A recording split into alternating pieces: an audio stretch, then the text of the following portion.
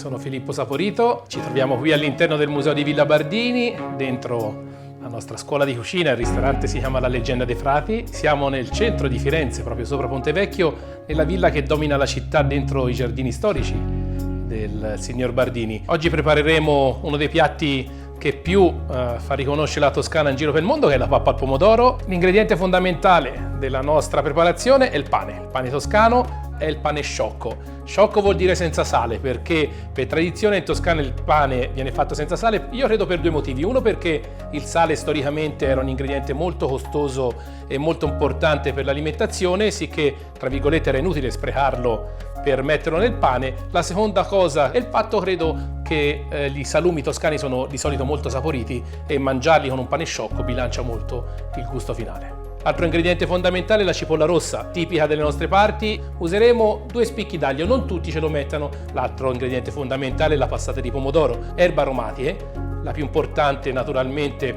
è l'origano, oltre a quella del basilico se è stagione, e dopo finiremo il nostro piatto sempre, oltre all'olio extravergine d'oliva, fondamentale per le preparazioni di quasi tutte le ricette sia toscane che italiane. Dopo useremo del baccalà, un bellissimo filetto di baccalà che cucineremo in maniera particolare, daremo la consistenza veramente piacevole e saporita che il pesce si merita di avere. Andiamo con la preparazione. La prima operazione da fare è tostare un po' il pane, nel senso, se ce l'abbiamo veramente molto asciutto, molto vecchio, non è un'operazione che ha importanza fondamentale, ma se il pane ha solamente 2 giorni conviene passarlo un pochino in forno per asciugarlo, perché il risultato finale sarà sicuramente migliore. Andiamo a prendere un coltello a sega, mi raccomando, perché se usate quello liscio è molto pericoloso per le vostre mani. Lo tagliamo a piccole fettine, un paio anche molto sottili che potrebbero farci comodo dopo per la decorazione del pane. Lo tagliamo a fette. Il forno non dovrà essere troppo caldo, perché se fosse troppo caldo non lo asciuga ma lo tosta, e quello che ci serve a noi è un pane che abbia ancora un po' d'umidità, ma soprattutto che non abbia colore, che poi potrebbe diventare facilmente amaro. Ecco qua, una volta tagliato lo andiamo a mettere nel forno a 150 gradi. La temperatura a 150 gradi, il tempo quello necessario. Mettiamo solamente una quindicina di minuti e poi andiamo a controllare se il nostro pane è pronto. Il pane sta asciugando in forno, nel frattempo andiamo a preparare la nostra salsa. Prendiamo le cipolle rosse e le sbucciamo per tagliarla a fettine. Andiamo a tagliarla non troppo fine. A me piace che la cipolla a fine cottura si possa vedere e sentire, sicché non la taglio molto fine. Ecco la nostra cipolla pronta, 2 spicchi d'aglio in camicia che dopo andiamo a toglierli, le schiacciamo leggermente con il coltello giusto per far uscire un po' di profumo e via, incominciamo la nostra cottura. Una bella pentola che sia abbastanza capiente in modo che la pappa possa cuocere senza grosse costrizioni. Andiamo a accenderla ad un fuoco diciamo medio, non troppo alto all'inizio, casomai poi la abbassiamo. Una bella cascata di olio extravergine d'oliva. Andiamo a prendere la cipolla, la cominciamo a fare sudare piano piano e uniamo i nostri spicchi d'aglio. Con un cucchiaio di legno incominciamo piano piano a far cuocere, anzi diciamo all'inizio a far sudare la cipolla. Non deve assolutamente attaccarsi. Un piccolo segreto: subito un pochino di sale fa sì che fa uscire gli umori della cipolla, cuocerà sicuramente meglio, cuocerà più morbida perché uscirà un po' di umidità dalla cipolla e sicuramente il risultato sarà maggiore, sicché una piccola idea subito di sale.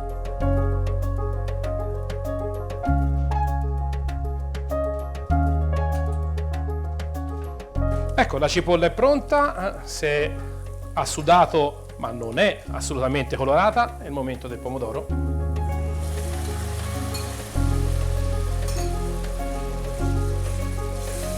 Sente già il profumo che esce in tutta la sua fragranza. Andiamo a coprirla e aspettiamo che il pane sia pronto. Ricordiamoci di mescolare di continuo il pomodoro, comincia a essere pronto per accogliere il pane e andiamo subito a vedere se il pane è pronto.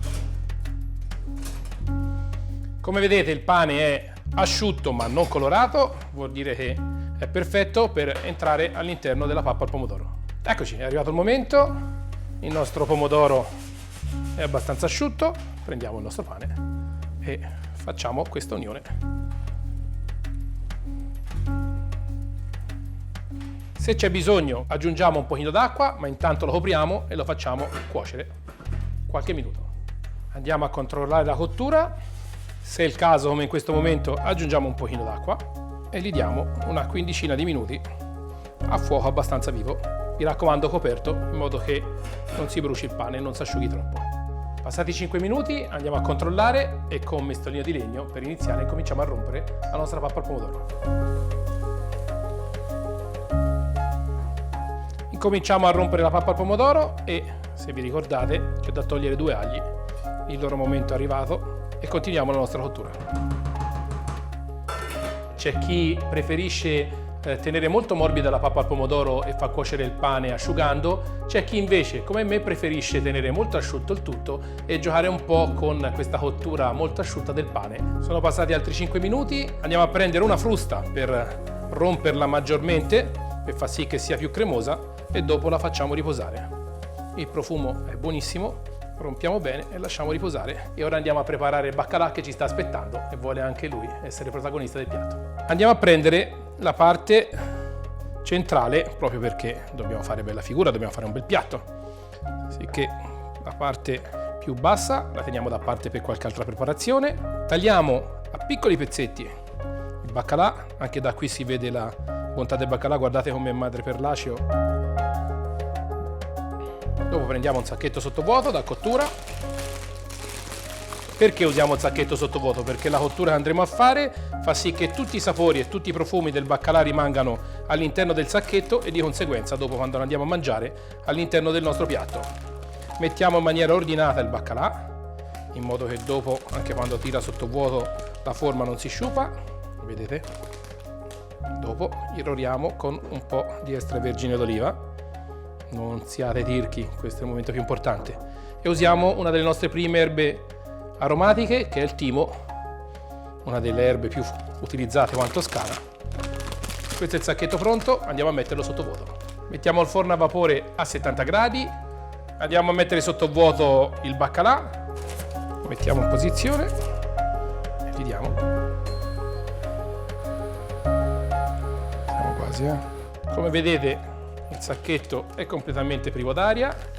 Il baccalà è pronto, non facciamo altro che metterlo 4-5 minuti nel forno a vapore. Vi dovevo raccontare come farlo a casa, perché non tutti avete naturalmente un forno a vapore nelle proprie abitazioni. È molto semplice, noi prendiamo un bel pentolino più stretto possibile e ci adagiamo sotto il baccalà. Più è stretto e meno consumate olio, perché dovrete coprirlo con dell'olio extravergine d'oliva. Mettete sopra una pellicola trasparente, vi serve perché dovete guardare, o se no, se lo avete, un coperchio di vetro che vi permetta di guardare dentro.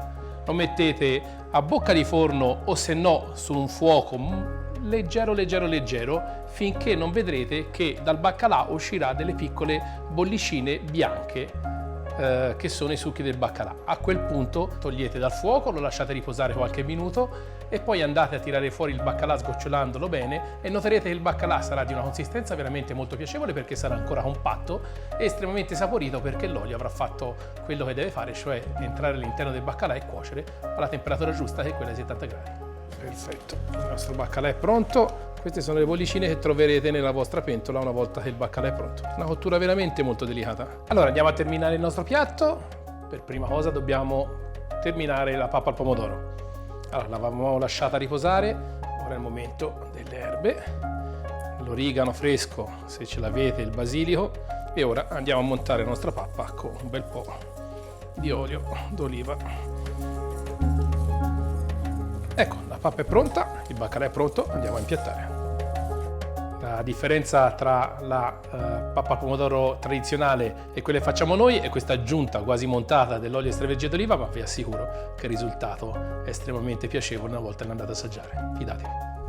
Mettiamo qualche cucchiaiata di pappa al pomodoro.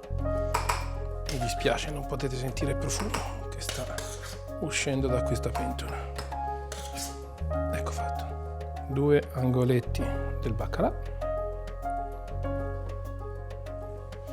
Già si dovrebbe vedere la consistenza.